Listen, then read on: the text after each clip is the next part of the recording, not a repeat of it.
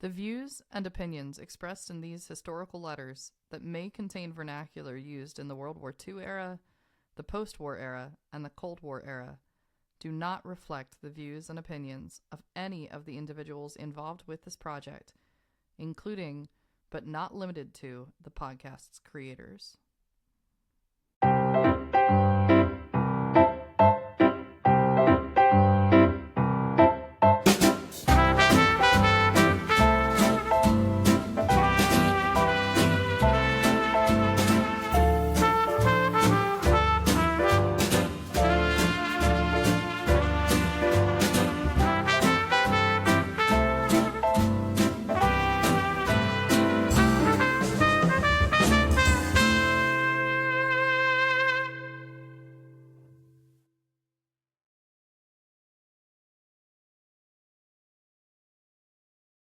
Morning, Jamie. Good morning, Allison.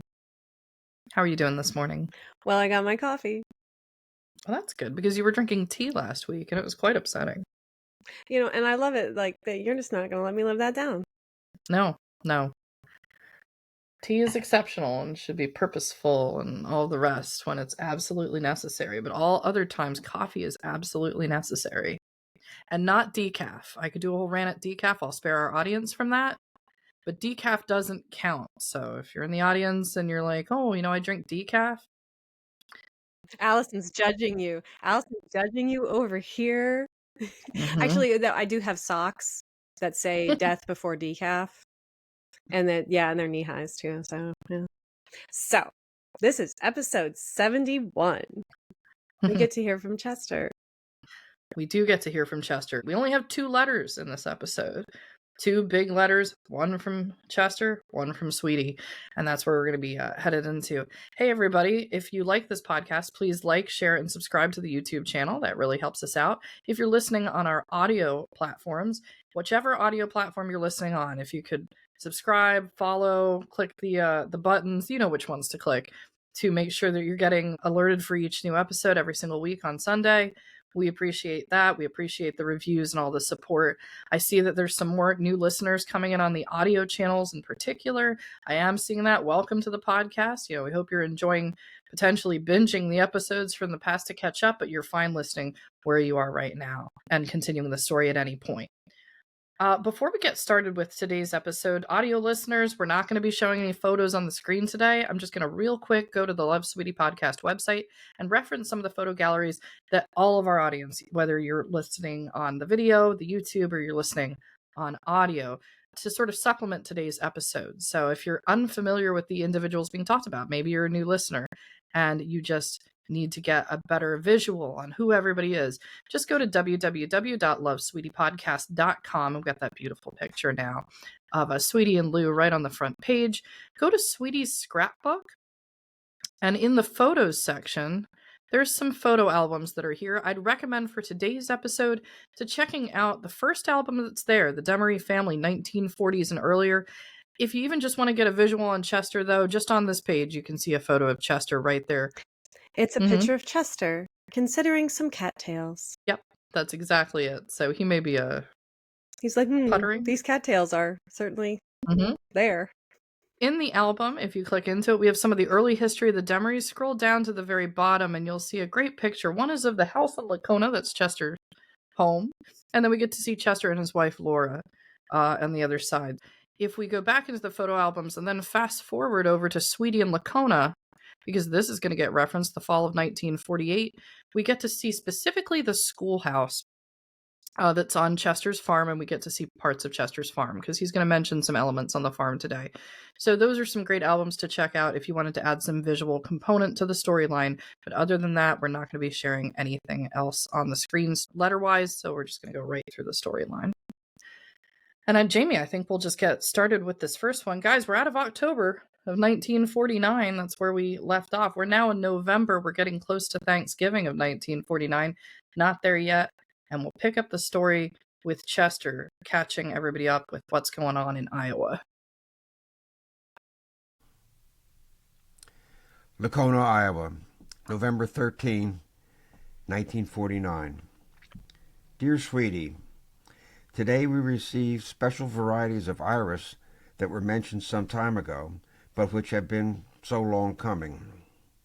You have been slighted somewhat in this deal as you live so far away, and we have sent you some of the scrawnier pieces as they are smaller and lighter, and the postage does not cost so much on them. You and Frank should set them out as soon as possible, as good weather for gardening is fast disappearing. Besides, some of these plants are in need of a good bed of soil, both to preserve their roots and to allow them to get started. The one variety I have picked especially is Gray Struvant, a combination of brown uppers and dark maroon falls. Is perhaps the choice variety of the bunch. Get them out and cover them with medium-heavy mulch of grass so that they are protected from the winter this first cold before taking root. You also have a few roots of red, bronze, pink, white, and yellow chrysanthemums. Also one each of pink hyacinth, an orange trumpet jonquil, the 100 jonquils and 100 crocuses we ordered some time ago from Grand Rapids, Michigan, have not arrived yet. These iris varieties came from Grandview, Washington. I will have to order some more next year. The rest of the iris are very good varieties, and you will have to wait until they bloom to appreciate them. The larger and fresher roots we sent are the blue fragrant one we raised, as well as the purple one I got from Mrs. Sandy 2 years ago. Some of the new varieties are fragrant. At least 2 of them are, and I think they will be better in that respect than the ones we sent you from our yard. Too much lime is not good for iris. You should pick an especially good place away from other shrubs and in plenty of light for these iris. We did not label the chrysanthemums, but the pink variety is a very fine, hardy kind, and it seems to bloom profusely. It came from Harold Mitchell's. We have reset a good part of our iris this year, and we have about 18 new varieties. Some are fall blooming, and there are some that are almost black, as in the black wing variety sent you. The excess of lime in the soil may cause rotting of the roots. It would not hurt for you to mulch all your plants you have planted this fall. Our nice fall weather came to an end last night with a rain and colder temperatures. Most all of the water that fell was soaked up in the earth as the ground was quite dry. Last week, I dug out all the dirt on the east side of the garage in a spot about 12 by 12 feet square and about 1.5 feet deep. All of the rich dirt was taken out, and I wheeled it in the wheelbarrow and built it up along the south side of the cement walk that runs from the garage to the stump of the old tree we cut down on the left side of the house. This will build up the bank and prevent the bank from settling down and allowing the cement blocks settling over into the yard. It was hard work, but it did me no harm, as I felt better after the job was done than I did before it was done. I'm going to get dirt from Van B., who is building a new garage on the side hill of his yard, and all the clay dirt will go to fill in the hole I dug by our garage, and will serve for half the floor of our new double garage we will build next year. I have enclosed our back porch and hung the door. It makes a snug entry and will keep the kitchen warmer, I hope. After we get the glass in, it will be light and fairly warm when the sun is shining. We are having the tractor overhauled, and after it is finished, we will grind the corn in the schoolhouse and start feeding the steer. Chuck will soon have some beef. He is a quite large steer, and I think that he will make better meat than we had from the first steers. I have told you that I got a new 6-inch planer from Sears Roebuck, and during the past month I also got a new 10-inch circular saw. I gave the old 8-inch to Frank, but when I gave it to him I had no intentions of getting the new saw, as I intended on making one and had bought a few parts for its construction. But I am glad I did get it, for I can do a great many things with it, like sawing miters and making picture frames, can cut out bevels and cross-cut much better with it than I did with the tilting 8-inch saw Frank has. I hope that Frank does not think that I got rid of it in order to buy the new one, for at the time I gave it to him, I felt sorry for myself in parting with it. The new saw is surprisingly quiet and does a very smooth job. I have a 3/4 horse motor that runs at 5450 per minute. While in Des Moines recently, got Lacey a Newell air-fire gun that shoots a ping-pong ball. It is about the nicest gun I have ever seen and seems to be almost harmless. It makes a good noise and he can shoot it without much effort, and there is not much to get out of order. Have bought some sheet stainless steel and am making some developing, washing, and fixing boxes or tanks for my 4x5 camera. If you want a set of 3, I will send you a set, providing you will try to learn to take some pictures. How about it, Frank? As well as Sweetie? I'm having a time printing this letter, as the margin for the copy paper is not the same as the copying sheets, and I have to make sure I get every word in. That was lovely. So starting from the beginning of it, I love how he just jumps in to letters. Yeah. Sweetie kind of does have like an introduction, and Chester's like, I don't have time for that. Yep. I'm busy. But I love all of the talk of the irises. I do love irises. I have some, and I have to take care of them myself. But I love all this talk about the gardening and the things that they're getting in. Yep. And I want to point out too, again, he's in a completely different gardening zone. So I'm not sure much of his advice is applicable, but I appreciate him trying. I do, and it's starting to get cooler, and we are at the end of August here, and so this letter kind of did give me that feeling of preparation for the wintertime. I kind of, because and that's I do love the fall, and so we're now starting to get to the garden is getting towards the end of its producing. The fall garden has to go in, and he's also prepping for the winter, which is a little bit more harsh. It's a harsher winter out in Iowa, but he's getting ready, like with the remodeling, putting on a back porch, and all that stuff. And it seems like he really is keeping himself incredibly busy. Yeah. So about that, Chester had a heart attack. We learned this in the last episode, or at least it was either the last or the one before that. In 1948, he's supposed to be taking it easy. It sounds like he's doing everything, but he's talking about digging out, the dirt because he's going to build a new garage. And he seems to be the one physically doing this as opposed to other people. It's like he's really active. He's out gardening. He's ordering. I love that he's ordering from out of state. He wants the variety. He really wants the variety. I mean, this is a guy who's like a naturalist. We have to remember he's a Mason. He's interested in the natural world. He's like, I've got this one coming in over from Washington. I've got this one coming in from Michigan. Like, he's surrounded by an agricultural community. He doesn't need to be ordering all these different varieties from all these other different states. But he is anyway, because he wants to see all the different colors and he wants to appreciate everything. We remember he stopped to take a picture. He wanted to take a picture of a spider with the web. I love that about Chester. Yeah. So this whole first part, I just wanted to let it play because it's his whole description of the gardening aspect, and sort of him and his natural world, his natural environment that he enjoys. But on that last little section, we get this funny little note about somebody named Lacey. And my father, when he was recording this as Chester, he knew. And if you're wondering, like, I wonder if that's how Chester actually pronounced that name, because for our audio listeners, it's spelled Lysse, which I think somebody reading that who didn't know otherwise would say, wasn't it pronounced like Lisa or something like that? Who's he getting a gun that shoots ping pong balls for? Well, my dad specifically knew that Chester pronounced this name Lacey because it is Chester's official nickname for him. So the gun is for Lewis. Lacey is Chester's nickname, just like Jabil for Jill or Lizzie for sister. Jalu.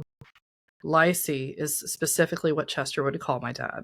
Oh, so that is such a wonderful little memory of like Chester for Lewis, and for anybody who doesn't know that this is Lewis that's reading for Chester, and that always like makes me happy. Yeah. And two, like we're getting a little bit so the homesteading lifestyle And self-sufficiency is actually becoming something of mainstream. Like, people are starting to get back to this life. I consider myself a homesteader. I stay home. We work on the, well, you know what? I don't. There are people who are much more industrious than I am. But like, I garden. Yeah. And so, and we, you know, work on our land. And this is something you see him, and, you know, he's really describing the very bare bones of, like, Yeah. this is homesteading. Mm-hmm. This is something too, with this kind of lifestyle, it really puts you in shape. Yeah. Farming, like if they talk about farm kids and that lifestyle, it makes you just strong in a way that, like, going to the gym and bodybuilding and stuff does not. It's a strength that comes from use. So him doing these things, I know, is not, you know, he had a heart attack. But this also is the kind of thing that keeps him in shape. Like, shoveling dirt, like, they say, I'm going to dig a hole. Yeah. No, digging a hole in the dirt is not easy. Right. So, you know, we have like a Kubota. We have an excavator that does that kind of stuff. We're not going to do that. But he's 60 or he's in his 60s and he's doing this stuff. So, I mean, even though that this is something that, you know, he needs to be watching himself, this is the kind of lifestyle that he is accustomed to. And this is the kind of lifestyle that has brought him to the place where he's at, you know. So he does have, you know, he does have some strength. So I think it kind of is a little disheartening for me, because I think that he's starting to get to the point where he really needs to be watching himself. Yeah. And he's not. But then we also learn about the saw that that kind of made me laugh. He's like, I gave away a saw. I wasn't going to buy another one, but I did. Yeah, but then I did. Yeah. That was funny. We've talked about Chester the farmer, but we have to remember Chester's a doctor. So I think it's time to talk about Chester the doctor. It is possible we were in Des Moines Wednesday morning for a tonsillectomy. We'll probably be busy, but may be able to see you. Operation will be at Dr. McAdams. We may be in Des Moines Thursday or Friday, since you have canceled. Frank sent us the color film, and they are fine. We'll have to make some myself. And I just want to note here real quick. Chester is inserting, especially for our audio listeners, this whole letter is typed, but along the side of the page, and I'll have to put an example of this on the website for his handwriting, he's scribbled this note at the top. The one person in Des Moines is Jeanne. So this particular copy was going to Jeanne, and so he's scribbling this note along the edge. So it's a bit disconnected, but I'll make sure to put that on the website so people can see his handwriting. Elmer is home from the hospital, and I am dressing his running side. Operated upon to drain an abscess from pleurisy. I hope that he recovers soon. There is not very much going on around here except corn picking. We are not so very busy either, as the farmers are too busy to come in with some of their sicknesses. However, we have had one corn picker injury. A woman came in with a finger she got fast in a picker. It was miraculously spared from much mangling, but at that, we had to take 4 stitches in it. We also had one bunt less than a year old that got her thumb taken off in the cogwheel of a cream separator. And our little namesake, Butler, got down by their favorite hunting hound and was bitten and scratched, and so we had to take about 9 stitches in his little mug to make matters right. Frank, we sent needles and vaccine in the first of the late packages sent you. I think that I sent you a schedule of doses for adults. You can have them for your scamps, and if they do not resist too strongly, can continue through the course given at weekly intervals. You will find a box of Defender film in the root box sent you today. Hope that you are able to get some pictures of the chubs soon. You have time Saturdays to finish them. Hope someday that you will see it possible to send some of your discarded copies of New Republic and perchance also Scientific American. What about it? What would you think if I told you I have started writing a book? Not a book of my memoirs, as I have previously mentioned, but an entirely different one. The Amateur Electrical Engineer. I have been thinking of this for some time and think it would be a ready success, as there is nothing in print that would answer this need. There are only 2 in print, both quite elementary and not very full of constructive ideas. I will have to submit some of my work to you, Frank, so that you will be able to note its character. I think that it would bring in a good royalty. Would like your comments. Don't think of me as another Fibber McGee or Lorenzo Jones. Would like some of your frank criticisms. Believe Frank has about forgotten us. We have not had a letter from him for a long time. We bought some more galoshes, so you will not have to be in too much of a hurry to return the pair Sight Scott when we last visited there. Perhaps you people have kept things so clean that you do not have wrapping paper and string to send things away in. We could send you some, perhaps. I'm wondering how I'm going to get my part of the 2 magazines if you do not have paper to wrap them up in. I believe that I would enjoy Scientific American very much, as well as the New Republic. Did I tell you Jabil came down one Sunday about a week ago? At about 3 o'clock, we gathered up our tools and some of the materials and recovered the south side of the schoolhouse before it got dark. It was a pretty good job in a pretty short time, too.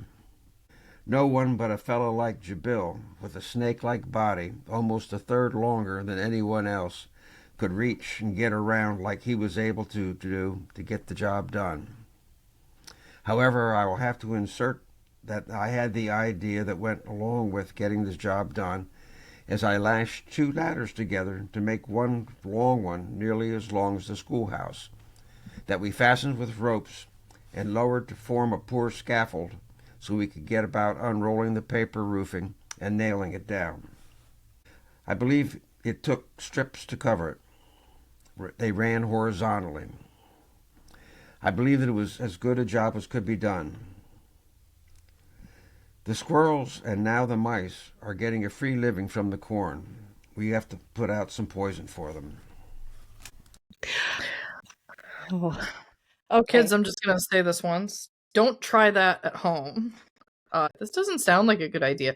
Let's just lash 2 ladders together, create like a catwalk above so you can put some roofing materials down. Jabil, why aren't you stopping this? Chester, what are you doing? And he says it's a poor scaffolding. So like, is it kind of rickety? Like, what's happening here? They got the job done, and thankfully it seems nothing happened. But yeah, nobody else, no one's gonna follow this example. Well, actually, no. Like, see, this is the essence of homesteading right here. Well, for sure. They're totally just like work with what you got, do with what you can with what you got. Mm-hmm. And I think I kind of do like that we got Chester's such a, oh my gosh, he just doesn't even care when he was saying stuff about Frank and stuff. But we got a little description of what Jabil looks like. Yeah, that was really fascinating. He's like, he's got a snake-like body. And it's also, I'm like thinking, is this something that the Demaree girls are attracted to? Because that's what Lou is like. Oh, right. Lou's super tall and skinny. Yeah. Mm-hmm. So, and then I don't know what Cliffy John looks like, or whatever person that another Jeanne tall individual. Another tall, skinny individual. But that was kind of fun. But he really just doesn't care. But yeah, this is what the essence of homesteading is you do what you can. And luckily, he called in his son-in-law to come help him do something. He probably would have killed himself if he would have done it by himself. Probably. Death by falling off a rickety lashed together ladder. Yeah. And just remember, the pictures of that schoolhouse on the farm property that he's talking about is on the website. So in that Lacona album, so you get to see what they were working on, at least. And then we also get, so Chester doesn't do enough. He also not only be a doctor and a farmer, but an author as well. Yes, he's planning on writing his memoirs. I have yet to find these memoirs, but these letters are serving as well enough to be able to tell exactly who Chester is.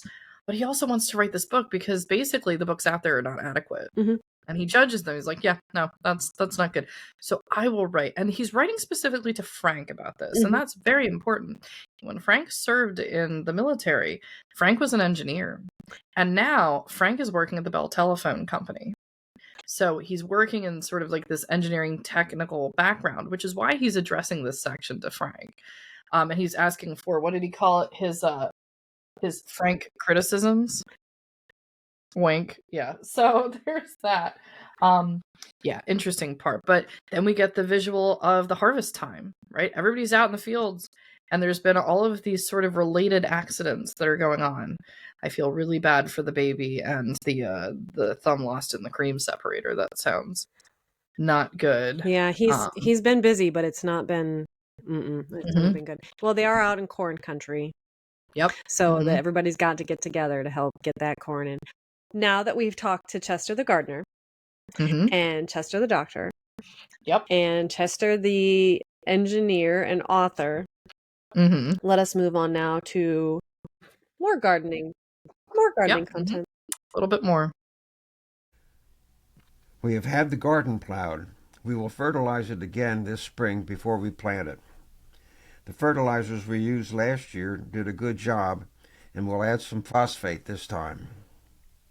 We have set out a new strawberry bed across from Butler's on the east side end of our vegetable garden, and hope to have an even better garden this year.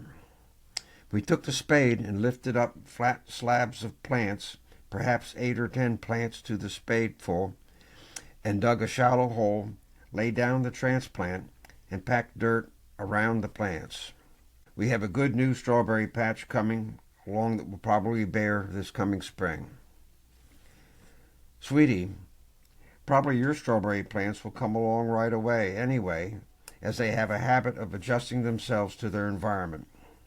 I think you will find this to be the case, though you may have done a better job. I have some of the dogwood and spicebush seed that I am sending you in a short time.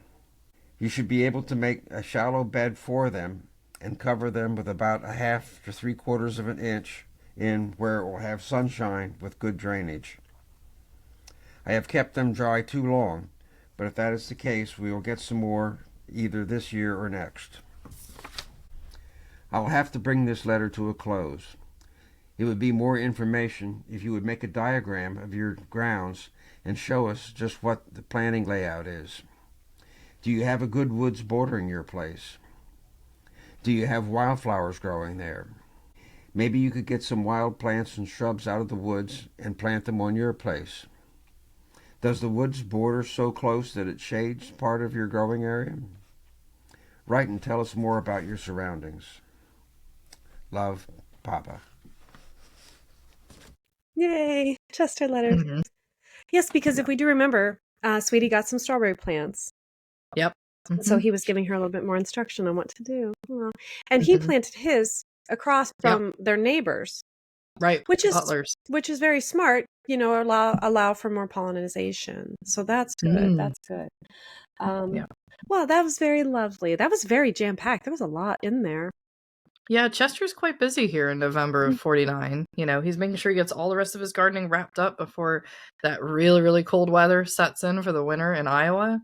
At the same time, he's making sure, and then, yeah, he's planning to write this memoir, this book. Oh, Chester. Oh, if only you knew. So, if only you knew. He is such a fascinating individual, and he's very determined at the work that he's doing. That being said, Chester, we always have to remember, it's sort of like social media posts. Even the old letters are like this. People are telling you the story that they want you to believe is going on. Everything sounds like it's going just fine in Lacona. He's recovered. He's doing his doctor duties. He's doing his farm duties. And sometimes that's not 100% accurate, or they're omitting information in the background. And in this next part of the episode, which is Sweetie's letter, there's going to be a part where we're going to get a little more information about what is going on in Iowa. And the reason we're going to get that is because Sweetie is not writing this letter that we're about to go into to her entire family. She's only writing to Jeanne. And it tends to be the case when she only writes to Jeanne that she's going to let loose a little bit more about what's going on and ask Jeanne to do the one thing she can't do, which is let her know what's really going on. County Line Road, Hatboro, Pennsylvania, November 28th, 1949. Dear Jeanne, I'm sitting down to write the round robin this morning, as I've been too long about it now. However, I'm reversing the procedure somewhat, for I know that by the time I'm through with the long one, I'll not get around to writing you, and so I'll fool myself and write yours first. I'll probably end up skimping the family one, and no doubt there will be a lot of repeats for you to reread. But I'm going to do it anyway. I hardly know where to begin, but I do want to thank you for your nice birthday presents. I wondered why the things I sent you should be so slow arriving and missed your birthday. As I sent them so early, I was sure they'd be received 2 days ahead of time, and to myself I hoped you'd keep them until the 8th to open them. But this surprised me even more, that your package to me should not arrive until 2 or 3 days after my birthday. I used to cuss the postal service in Lacona, but I've come to the conclusion that Hatborough's post office is worse still. No matter, I do thank you ever so much.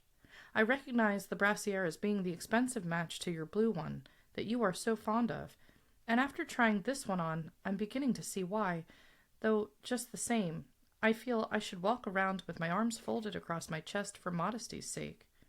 The blue dress that was the Waves model arrived when Lewis's birthday gifts came, and was accidentally opened then. Lou handed him the box to open by himself while I was getting lunch, and of course, since he can't read, and since he was so excited about his birthday, I couldn't blame him. With a girdle on, I'll be able to wear it okay, I think, but as I wrote you before, I'm gaining weight rapidly. Just a plain case of liking my own cooking and nothing else. Relax, Ethel. And how I hate it. I'm going to stop eating, though, for I surely can't afford clothes, and I will have to make good use of what I have. I decided I'd not mention the fact that it had been opened ahead of time, and wait till my birthday to say I'd opened it. You knew how I've wanted those heart-shaped pans, and actually they pleased me as much as anything else. I haven't used them, but I'm planning to make a cake for our anniversary. I let Lewis open the box of cookie cutters, and he insists they are his, and I got them away from him by brute force to keep him from breaking them. I bought him a gingerbread man cookie cutter several weeks ago to discover I had no rolling pin, and waited several days longer before I bought one. And then, when I got them made and baked and decorated with the cake cutter, he hoarded them and almost refused to eat them. We went to see Joe and Olive Rusky and their little M. He was our best man, remember? And Lewis loosened up enough to take M one of these gingerbread men, as well as one for himself, was very disgruntled to think that M would not appreciate such artistry, and after a brief look, ate him. Of course, M is just 2 and a few months old, and unacquainted with the story of the gingerbread man. Lewis came to me and said, "Why, he ate it already," but hurriedly changed his tune when M started begging for his too, and rather than argue, he ate his too. We'll both enjoy the cookie cutters, and hope that I can do a good job of decorating them. I guess I'm as big a kid as you are about birthdays, since you wrote you were disappointed that yours had been forgotten, though I was sure the box would get there ahead of time. And I am glad, too, that you were pleased with what I could send you, and must tell you a little story. No doubt you recognize the little sticker on the small bottle of perfume. I had not talked your birthday up very much, and on the day I got the things ready to send, my child was, of course, in everything, and after seeing the things wrapped, he inquired, "Just who is this box going to?" I said, "Why, to Aunt Jeanne. Didn't you know she is having a birthday in a few days, and we're sending this box to her, so she'll have it on her birthday, even if we aren't there?" He looked at me with surprise and said, "Why, no, I didn't know it was Aunt Jeanne's birthday," and with that he walked out of the bedroom, and soon he came back carrying that little sticker and said, "Well, here, let's send this on one of the packages." And then I remembered he had carefully taken off those stickers from the packages you'd sent him, and apparently he hid them, for I hadn't seen them since, and I don't know right now where he's kept them, but I was touched to the point of tears that he'd hoard them and drag them out, just for you. So we went and got the bottle of glue, and he stuck it on just right, real proud of his contribution, and I was proud of him too. Lou worked on my birthday, and we had agreed between us that because of our financial obligations we couldn't buy birthday gifts for each other, and I felt a little neglected, as it seemed a little foolish to bake a cake for myself, and since we owed the Ruskys a visit, we went on Sunday night, and I took along an undecorated cake and sort of celebrated a day late with somebody from cow country, as Joe and Lou say, and eased my feelings somewhat. Yep. What an adorable little tale she gives right at the beginning of her letter to Jeanne here. But it's so personal for Jeanne because it speaks of how much Louis looks up to his Aunt Jeanne, more so than any of his other aunts and his Uncle Frank. He knows Aunt Jeanne, and so he does this precious little thing at 4 years old. He takes the thing that is valuable to him, just the sticker, from where he's hidden it away, and he's like, no, but I'm going to give this to my favorite aunt over here for Aunt Jeanne because it's her birthday too. So adorable, so adorable. And then we get the note about the Ruskies, which is really important.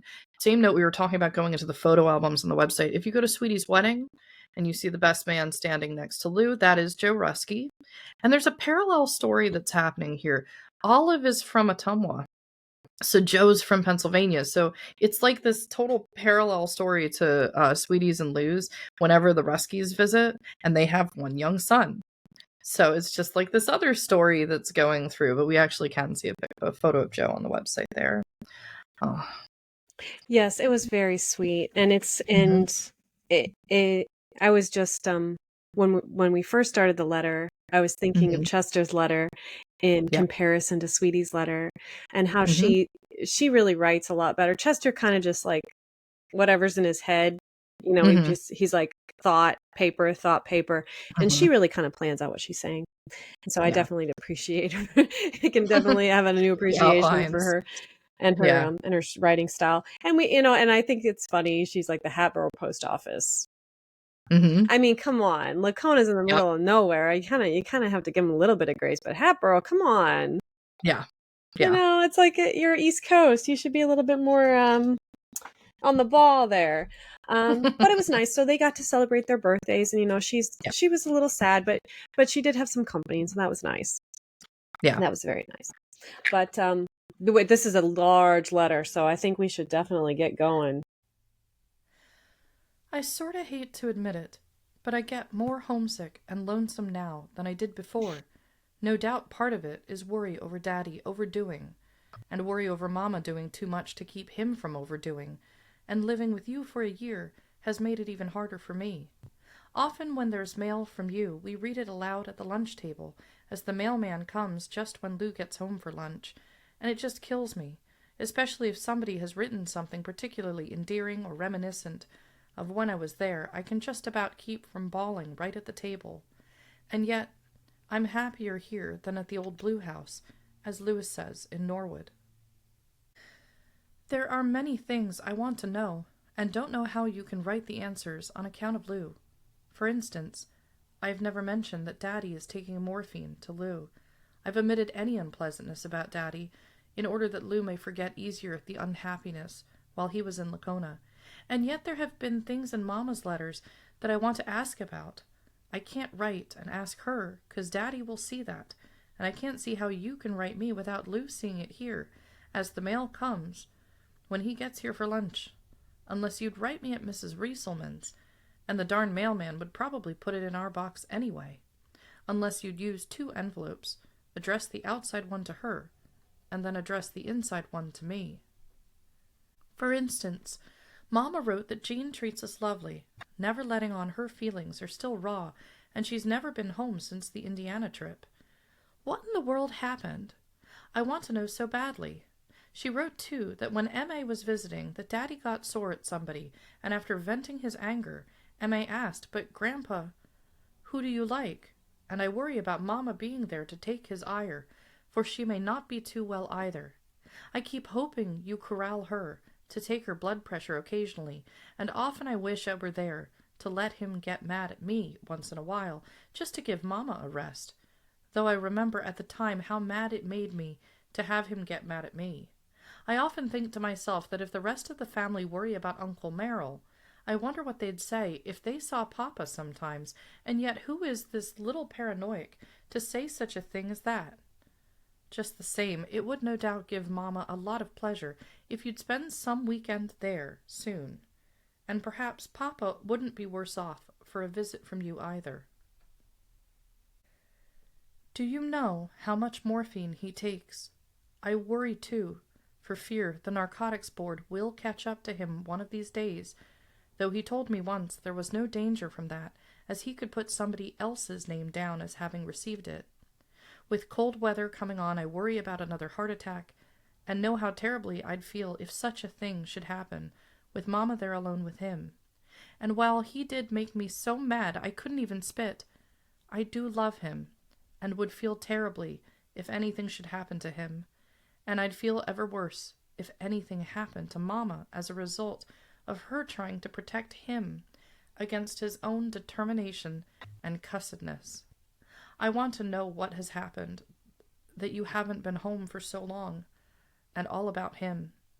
I think that may be part of my trouble now, worrying about both of them and wishing I could be in both places at once, though I really was as much a point of friction between them as anything, in spite of what I did to relieve them both. So unfortunately, we learn that Chester has been self-medicating with morphine. Yep. And your point that you made before with his letter and how he's not really letting on how he's doing. No. So this is very unfortunate. And poor Sweetie is no longer there. She was there for a long time, and now she's back on the East Coast. And, so she's trying to counsel Jeanne. Maybe Jeanne can get down there and try to settle some things down. But, that is just a very unfortunate turn of events. Yeah. It's interesting in how this only goes to Jeanne. And we get a lot of different elements here in this passage. Probably the most important passage of the whole letter is this one section. We see also that Sweetie's hiding something from Lou. Yes. In the midst of this as well. Yes. To the point where she's coming up with a way in which she can hide the fact that she's getting a letter, or how she would send a letter out to get things not for other people to hear and to see. This may be one of the first big secrets that she is keeping from Lou. This is not going to be a tactic that goes away, this idea that there's some sort of interior envelope. You get the scene from the 50s where all communication is really into letters. To telegraph a letter, it's not clear that she has a phone. We know Mrs. Rieselman has a phone, certainly from episode 69. Right. But with regards to Sweetie, when the letter comes in and the mail's arriving, when Lou's home from the base for lunch, you can't really just get a letter, read what's going on. And the idea is she's reading this out loud. We've always had this idea that's like, oh, it's the letter from family. Let's all find out what's going on. How do you prevent this from happening logistically so that you can get a secret letter and really get the update going on? And there's a cover, that's happening here. So this is causing a lot of frustration for Sweetie, where she just wants things to be right. She's lonesome for her family in Iowa, but she knew Lou was miserable in Iowa. We had the total confirmation of that now. He just wanted nothing to do with being out there. Chester had the heart attack as part of relieving himself from pain. There is an addiction to morphine that's going on here. And I'm just going to say, if people are thinking that he's being that this is just kind of every now and then what she's talking about, and well, he's just so strong. He's going through all this other stuff. He's getting all this other work done. He has an issue. This is a problem for Chester. And as a doctor, he doesn't want to get caught by the narcotics board in Iowa, because this could really be damaging to his profession. And what does he say? Oh, you just put it under someone else's name. Well, Sweetie's aware of this. That indicates that he already thought about it. Right. I mean, she's already there. The situation got to a point where she verbalized her concerns, and he immediately dismissed them, and or immediately was able to come up with a reason or excuse. And you're right, so hiding stuff from your spouse is never a good thing to do. And Sweetie does point out that Lou was miserable. And so she doesn't want to add to his misery. So if this might be something where it's like, yeah, does he really need to think about his father-in-law being addicted to morphine? Right. Know that there's a bad situation out there in Iowa Mm-hmm. because his wife is right now going through this crisis where she's like, Mm-hmm. I don't, being on Iowa is not conducive to my family. It does not work out for me to be there. Yeah. I have to be Mm-hmm. here to be with my family. And so Yeah. she's having this struggle. And as you get older, I think that this is something that is universal. There's situations in your life you have to deal with, and there's consequences, both bad and good, pros and cons. And it doesn't matter, like, either way, because if she would have gone out, they went out to Iowa. Mm-hmm. They tried it, and they They tried knew it. that it was Mm-hmm. not going to work. It was That's not right. going to work. Mm-hmm. Fortunately, she was out there when her father had the heart attack, and she was also able to spend time, like, they lived with Jeanne, which was Mm-hmm. nice. It was good for her, be able to, like, be with her sister. But Yeah. she's also getting to a point where she's older, she's Mm-hmm. married, and she's building a life with her husband. Mm-hmm. And I think she knows that discussing this with Lou would do neither one of them any good, because she doesn't want to give the impression too that she still kind of got one foot back in Iowa. Mm-hmm. And it's not her own fault. She's Right. concerned for her family. Oh, So yeah. yes, I mean, this situation where she's like very, very torn, I'm sure. And Mm-hmm. I think that, hiding this from her husband is more to just not burden him anymore with Right. her troubles. Yeah. But the one thing is, what's the unknown element here is we don't know how much sister knows. Mm-hmm. We don't know how much Frank knows. The letter's only going to Jeanne.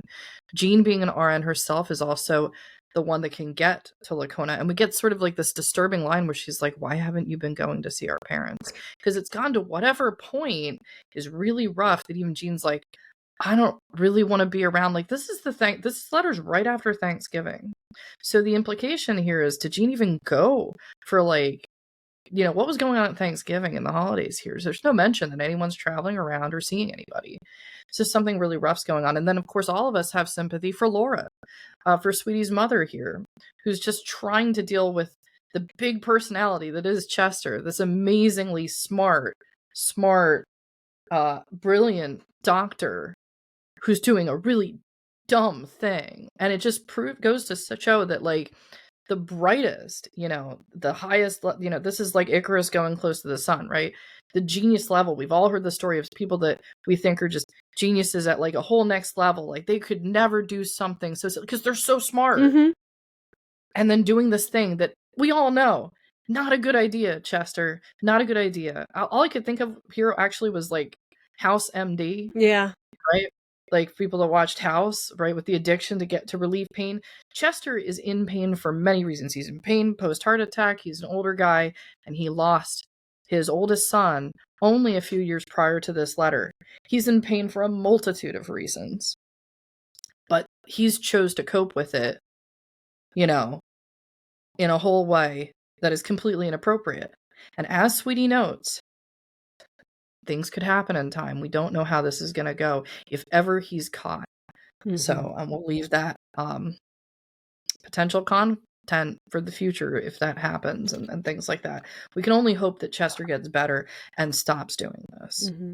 That family steps in and has these, we'd say, offline conversations. Mm-hmm. That Jean's going to step in and do something. But right now, this is probably the lowest point for Chester, which is so fascinating in this episode because the one letter we get from him, it's as if, it's a great fall. The garden's great. I'm doing my doctor duties, right? Mm-hmm.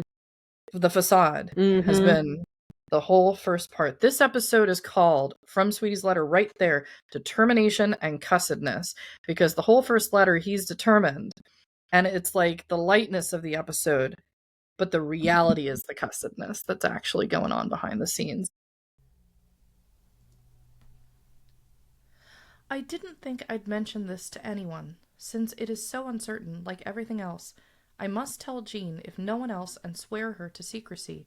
And while it isn't anything to merit such secrecy, I thought I'd not write it to the folks, since if I'm disappointed, that will be enough, and no need to disappoint the folks too. But you know that in May of 1950, Lou's enlistment expires, and when he signs up for the next 4 years, he has to take what leave he has coming, as they can be paid off in money only once to an enlistment, we think. You remember that when we came to Iowa, he got an extra month's pay on account of the leave accrued. And if he is right, they only do that once in 4 years, so that the leave coming for this year will have to be taken as leave. And if we can get a car, we thought we'd come to Iowa in May of 1950. Our car is really in bad shape. For instance, last month, he put in new valves and gaskets that cost him $10, at least. And just this weekend, he put antifreeze in the car and started it to circulate it through the radiator, and a piston blew out, and what a job that was, on top of hitchhiking into Hatboro twice to order the piston. They had to get one, and it was oversized, so they had to machine it down to fit. The rings were blown too, and he had to buy them, and doing all the work himself, he got off with another $10, but it would have been a $30 job or more if it had gone to the garage. It took him 2 whole days in the cold to do it, and it is hardly fit to pass inspection now. We have no alternative but to get rid of it before it is junked entirely. If we'd get $150 or a trade-in, we'll be lucky. The front frame is so badly worn that if he hits a medium-sized expansion brake, the car shimmies terribly. He is sick about it, and he knows it won't pass inspection without a lot more work done to it. And right now it looks as though he'll have to get a loan from the bank, and using our car as a down payment, try to get a second-hand car. We will not even try to buy a new one, as that is too far beyond us, and we'll be lucky to get a good used one. But if we don't, we're soon going to be without any car. The longer ours goes, the less we'll get for it. And if we don't get a car, we can't come to Iowa in May. I'm not sure how long we'll have if we can come. But that is the time that gardening must be well started, and so as Lou said, we'll have to plan to spend some time right here doing what we need to do. I was extra pleased as he spoke of this on his own. Explaining about the lathe, he said, "We might go to corn country," and it pleased me every so much. But all of this hinges on the car and on the leave business. I do not mean to complain about the money angle, and I most certainly am not hinting for another loan, for I feel that even with our obligations, we are better off right now than we have been. True, I haven't put anything aside yet to start paying you off, nor have I drawn up the notes simply because I don't know how to do it, and I don't want to ask the advice of anyone on it. I never mentioned to the Graham family that we borrowed the money from you and the folks to make the down payment, and so far as I know, Lou never did either, and I aim to keep our business if I can. I haven't meant to appear unappreciative, but to write to the whole family at once curtails what I'd write to each one personally, and I do intend to do it too, drop the note, that is. I have the date in the bank book I think to date it by. But I want you to know that I still realize every day we'd not even have the house and the outlook we have now if it weren't for you, and daily I do appreciate you more and wish I could say so in a better way. However, we are still not flush by the time the month's bills are made, and on the times that we expect to have enough to deposit a payment in the bank, an insurance premium comes due and shoots the pot to smithereens. So they're having car troubles, but luckily Lou has enough knowledge to fix them. But the car was, I mean, you remember, they did take that to Iowa. He took it back from Iowa, and they took it up to Canada too. Right. Yeah. It's been about for a while. Yeah. I think, and I'm double checking it, I think a photo surfaced of the car of the olds from Norwood. So I'm going to be investigating that. We're going to hear more about the car anyway in next week's episode. So I think we're going to have soon a photo of this old car that has surfaced. But with regards to this whole content, just it's just more things sort of complicating. Yeah. And then they're trying to figure out scheduling for the next year. And they're talking about Lou. So his plan is, we can tell immediately, once this enlistment is done, he's going to re-enlist in May of 1950. And Jamie, a couple episodes ago, we were talking in episode 69 about what was going on in the world, right? And things are sort of getting to a certain point here. So, of course, no spoilers as to what's going to occur. But his timing for re-enlisting and his timing for trying to get a leave is very possibly going to coincide with a major, major world event. At the end of episode 69, we talked about here are the things going into motion for the war in Korea. Right. And Lou's working at the naval base. So we have to be aware in the back of our minds, wait, what's exactly the timing here?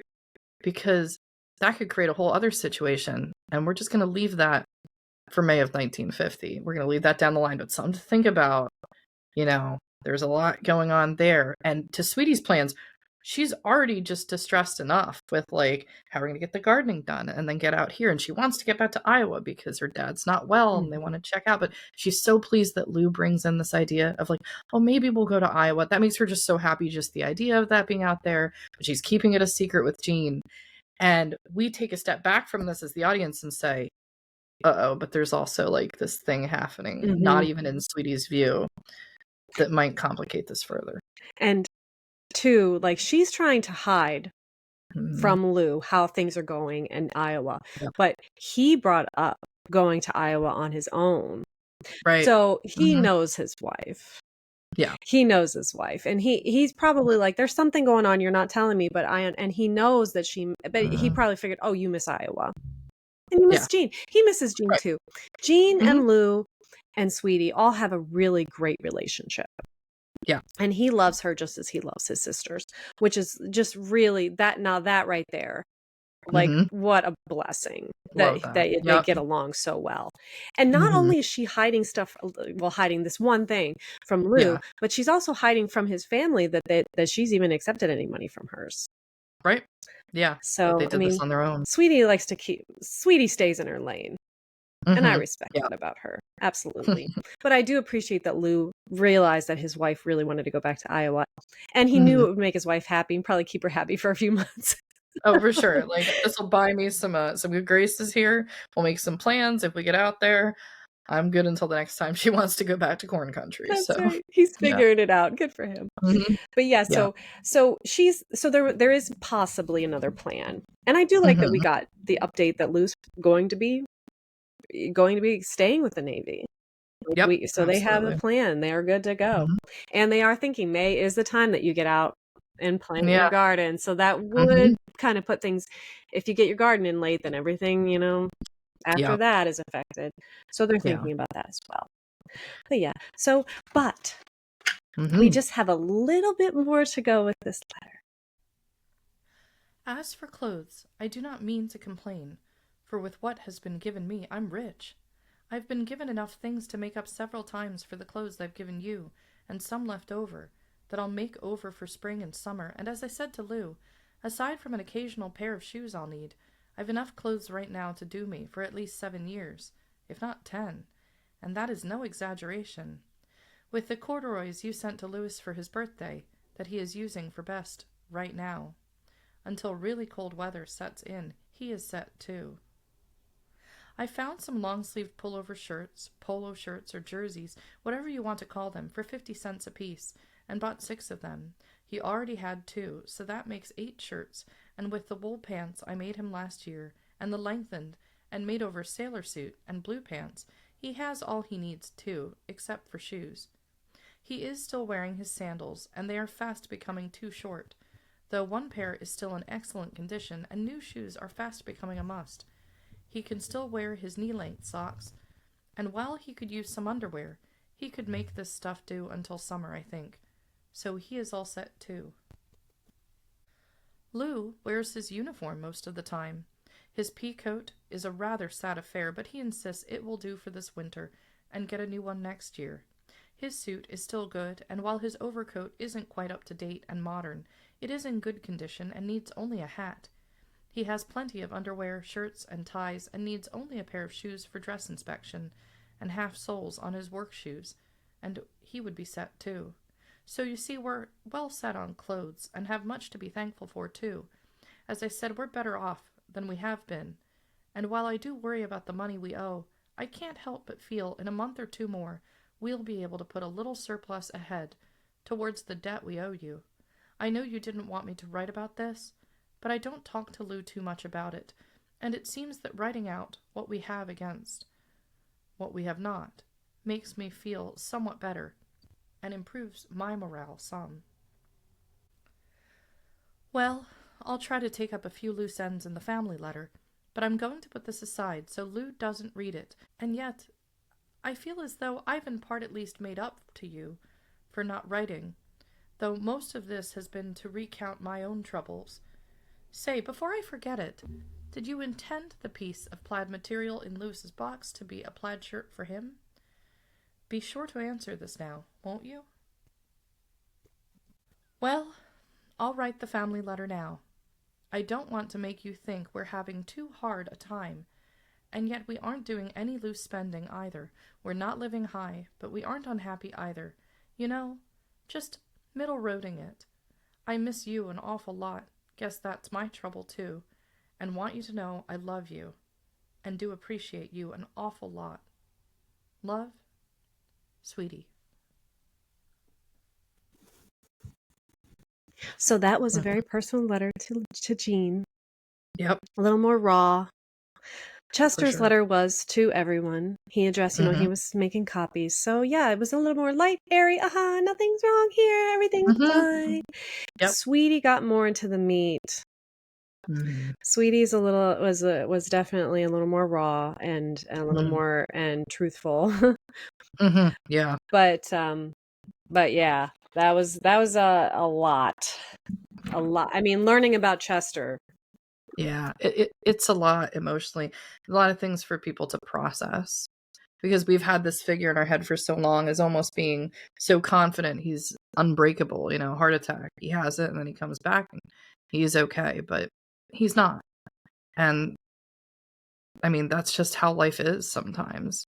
What is that that they say that every person you come across is fighting a battle you know nothing about? Right. Yeah. Yeah. The amazing thing here is we get to see the insight about the battle that the person is fighting. We get to see a little element of that, which, according to Chester's letters, he would never breathe a word of. So we get to pull back the curtain and see what a little just tiny bit of what's going on underneath. And I think that's just so fascinating that this letter in particular survived. I mean, that all credit goes to Aunt Jeanne. Now, Sweetie, to her credit, didn't say burn this one. She is in the habit of doing that. And Jeanne is in the habit of not listening. So that's where we usually get these things. Sweetie made a promise, though, at the beginning of her letter. She said, I'm going to reverse the usual order. Normally, she writes to the family, and then if she has time, she catches up to Jeanne. But what she has to write to Jeanne is so important. She switches this and writes to Jeanne first. And the question becomes, did Sweetie then write the letter to the family that she said she was going to write? And the answer is, on that same day, Sweetie sits down to write, if even possible, an even longer letter than that one to the family and including Jeanne, with not too many repeats of what she just wrote to Jeanne about all this other stuff going on. It's too much to get into in this episode, so you'll have to listen next week to get the full episode update of Thanksgiving of 49, because here we are, November 28th, 49. There should be some coverage of Thanksgiving. She barely mentions it to Jeanne, and we're heading towards Christmas. And I think we're going to get a classic tale in the next episode. So if you'd like to hear the other half of the story of what was going on, the letter that she wrote to the family, you'll have to tune in next week for that content for the other letter from November 28th of 1949. And with that, thank you everybody for listening in today. And to all our new listeners, thanks for being here with us. Right. Welcome to the journey. We'll see you next week. See you next week.